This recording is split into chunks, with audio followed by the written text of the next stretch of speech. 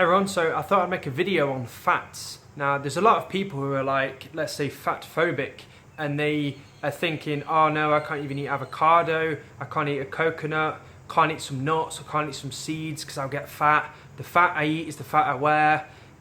All these kind of sayings that are going around to sort of essentially alienate fats and make you scared of them essentially. So now, don't get me wrong, I do not agree with any kind of refined fat whatsoever. So I don't agree with olive oil, coconut oil, some magic seed oil or whatever, right? No oil is good, right? Unless, of course, you want to use it maybe on your skin or topically or something like that, right? That's different. But I do not agree with consuming oil. So whether it means frying your food in oil or anything like that. So I don't agree with anything that is refined fat, 100% fat. However, an avocado isn't just refined fat or whatever. It's got carbohydrates, it's got protein, it's got fiber and fat and everything in one. It's got minerals, it's got vitamins, everything in one. It's a complete package. Same with peanuts. Peanuts, are technically not a nut, they're technically a legume, but they have protein, they have fat, they have carbs, they have fiber, a lot of fiber, and all of these things create a different response in the body to fat. Now, if you pour in your mouth 100 grams of fat or 100 grams of oil, right, however you want to say it, 900 calories, right, that's going to be totally different to having the same 900 calories of peanuts. Your body's going to deal with it in a totally different way. Our body is not used to having whole fat, like just poured in like that.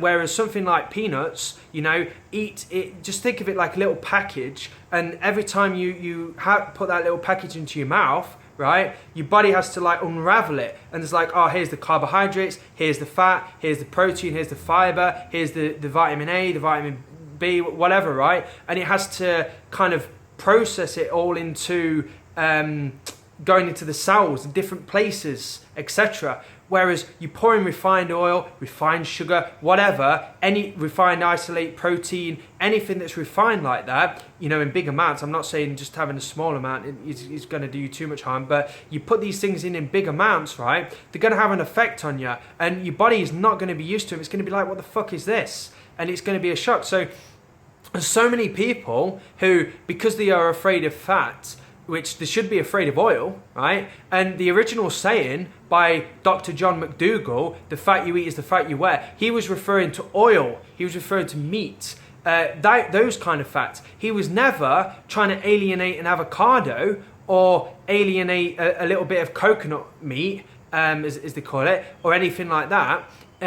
These things are healthy. Nuts and seeds. Look at Dr. Michael Greger, I think his name is, and he promotes having sort of handfuls of nuts each day. Now, not having a mono meal of nuts, no, because that we wouldn't do that in nature, because each nut comes in an individual shell, and we would have to like crack it or peel it or whatever, and we just wouldn't sit and eat a kilogram of nuts in a meal, right? Because we would just be like, ugh, I'm bored of peeling all these nuts now, so we'd have them as a snack. So yeah, maybe a couple of handfuls a day max. But so for me, I have about 70 grams of peanuts, which is, let's say, a handful, good size handful, and I have that with my breakfast, and I have it lightly chopped in the blender and cooked. So yeah, slightly processed, but it's not refined or in any way. It's just essentially made into smaller chunks, so I can obviously chew it in my oatmeal, and it's cooked a little bit. So which, if anything, brings the some of the stuff, the nutrients in it and stuff that it basically helps it break down. So I'm actually getting even more nutrients, more calories, etc. from it. So I just wish people would stop being fat phobic. Now, there's even a group called I think it's whole starch, low fat, WSLF group. Now, I haven't got hate towards this group, and or the people who run it or anything like that. The good people, and they're trying to bring together a nice, good community. However, I have seen some comments, even by the sort of leaders of the group, let's say, that are very, very fat phobic. Now, in one of these comments, this person actually compared my chocolate oatmeal with some peanut butter flavoured night. It wasn't peanut butter and ice cream, it was peanut butter flavoured, basically banana and ice cream, and we'd put like a tablespoon of peanut butter in it between us. No, 2 tablespoons of peanut butter in it between us, and then we obviously shared that out. So literally peanut butter flavoured ice cream on top of the oats, which obviously had peanuts in as well. And we literally, according to her, this meal had as much fat as a Big Mac. Now, okay, maybe technically gram for gram it has as much fat as a Big Mac, but to compare it to an animal food full of cholesterol, saturated fats, hormones, chemicals, antibiotics, filth essentially that's not even designed for the body, is absolutely disgusting, and it's fat phobic. Like literally, a lot of these kind of comments I see where people have even said to me, "Oh, why are you eating so much fat, blah, blah, blah." But look at me. Am I getting fat? Look at my videos 6 months ago. I literally started eating peanuts in September.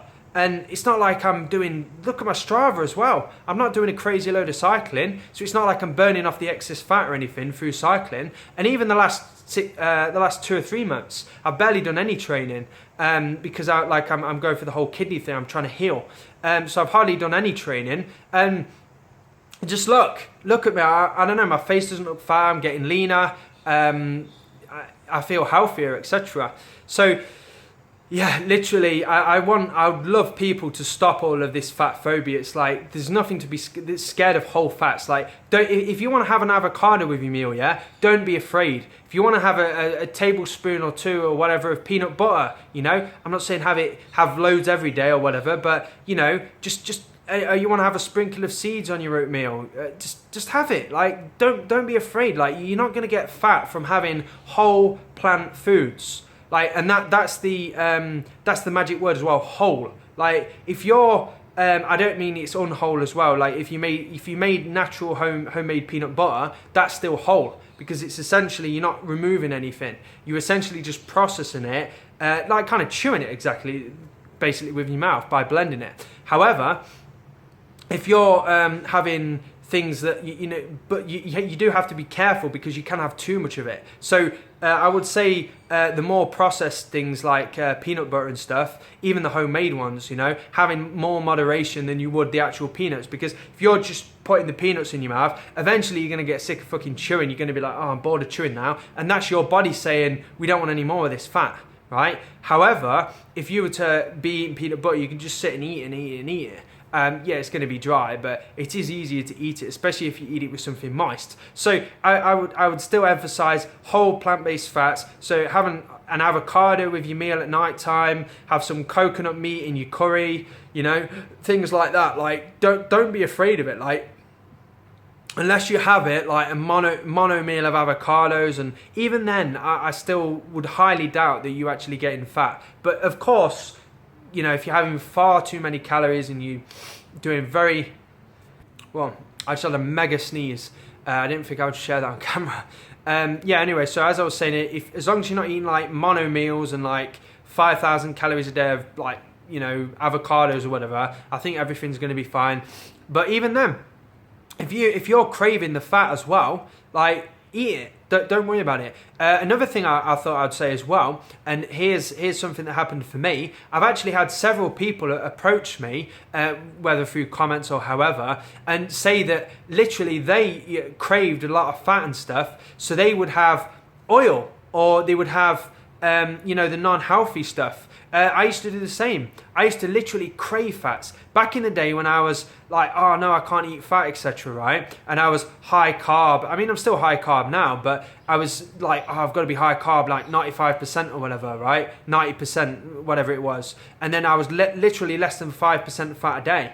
And at this point, right, I was so fat phobic that I wouldn't even eat a peanut. I wouldn't even eat an avocado. Like, I'd literally be like, no, I can't eat this. It's got an avocado in it. Like, someone would be like, oh, do you want some like homemade, healthy, no oil, no salt, you know, like avocado or tahini dressing or whatever? I'd be like, no, I can't have that. It's got fat in it. Even like things like hummus, you know, that were homemade, or peanut butter or whatever, right? I couldn't even think about having them.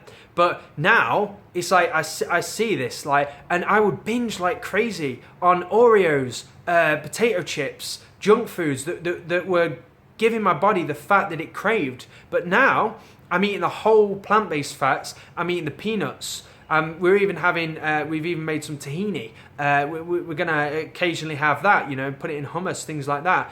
And literally, I don't even crave these fats anymore. You know, I feel so satiated, so satisfied with my meals. I feel, you know, complete. Like, whereas before, it was kind of like I carried on the way that I did for maybe 2, 3, 4 weeks. And then I'd have a big binge out of fat, like roast salted cashew nuts and peanuts and potato chips, Oreos, you know, anything that I could get my fucking hands on that was obviously vegan and, you know, as fatty as possible, because I craved it. But like I said, I have a little bit each day now, and I don't have these binges. So for those of you out there who are fat phobic, you know, do the research. No one with any credibility is dissing whole fats. No one is going to tell you not to eat an avocado. I mean, they might say don't eat 10 a day, but no one is going to stop you eating small amounts, handfuls of nuts, seeds, and not to mention these nuts and seeds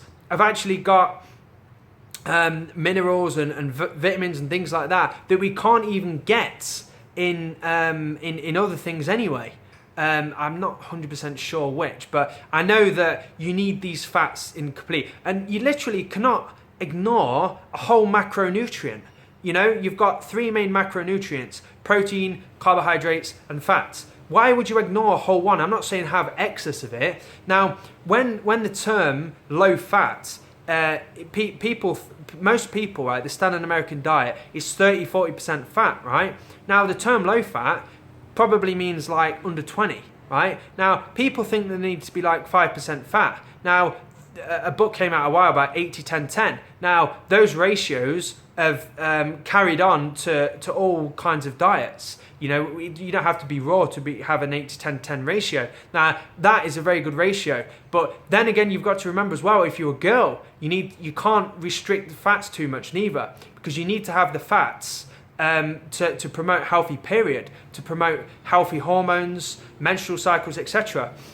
And even for me as a man, you know, people forget men have hormones too. Testosterone is a hormone very prevalent in men. So some men who are skipping out on the fats and things like that, I know men don't require quite as much fat, but certainly hormones could be messed up and things like that. So if you're craving fats and you feel like having junk, I don't really think you're craving junk food. I think you're craving whole plant-based fats, in my experience at least, and several people I've spoke to. So try and have some fats, some avocados, some peanuts, some seeds, whatever, and see how things go, and include them daily. You know, include a little bit in your oatmeal, a little bit of peanut butter in your toast, whatever, right? Have it however you want. Don't have too much of it, you know, just moderate it, like add it in, but don't moderate it too much. Just have an amount that your body will tell you, because it's whole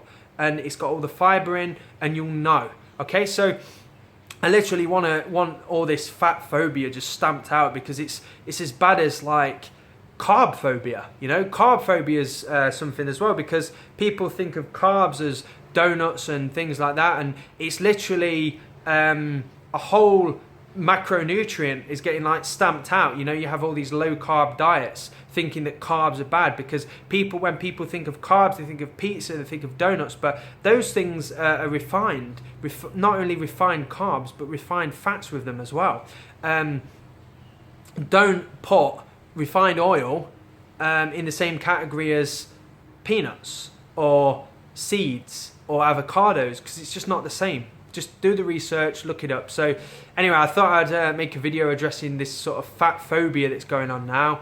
and people are so scared of having fats. I've been having fats for, what are we on, like 6 to 8 months now, and you know, I was literally so scared of having them. Look at my video 6 months ago, look at me now, enough said.